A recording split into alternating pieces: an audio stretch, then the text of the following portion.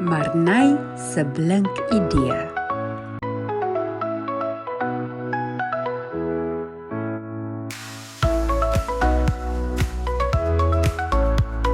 Jy luister naar Klets in Afrikaans.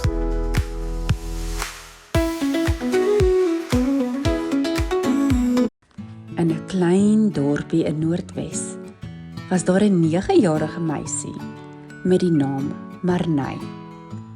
Sy het lang bruin hare wat in die son glinster en groot groen oë wat altyd vol nuuskierigheid was. Haar blas vel het 'n gesonde gloed gehad van al die tyd wat sy buite deurgebring het. Marnay was 'n baie selfstandige kind. Sy was die verantwoordelike een in die huis, altyd gereed om haar jonger sussie in toom te hou wanneer dit nodig was. Sy was ook dol oor haar boeta en het hom met liefde versorg, met hom gespeel en hom selfs reggewys as hy stout was. Sy het 'n passie gehad vir kunste en het altyd nuwe idees gehad vir projekte wat sy met haar hande kon maak. Haar kamer was vol van haar skepings, van kleurvolle papierblomme tot pragtige kralewerk. Marnay het ook daarvan gehou om saam met haar pappa op die plaas te werk. Sy het die beeste geken, geweet hoe om sade te plant en besproeiing te doen. Die buitelewe was haar speelgrond. Alhoewel sy glad nie lief was vir oefeninge nie.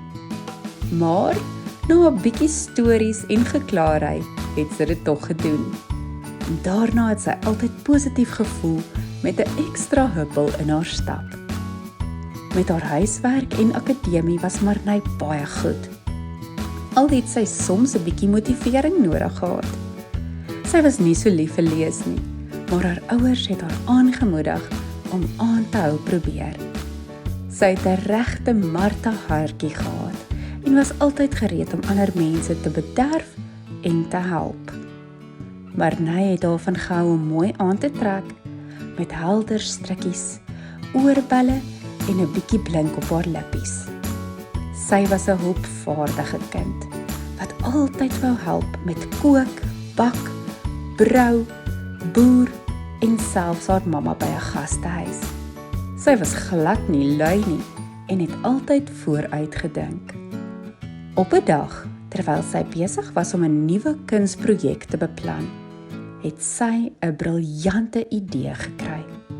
Sy het besluit om 'n groot fees vir die dorpie te reël, waar almal hul handgemaakte goedjies kon wys en verkoop. Met haar organisasietalent en kreatiwiteit het sy die hele dorpie betrek en die fees was 'n groot sukses. Mense het van heinde en verre gekom om die pragtige handewerke te sien en te koop.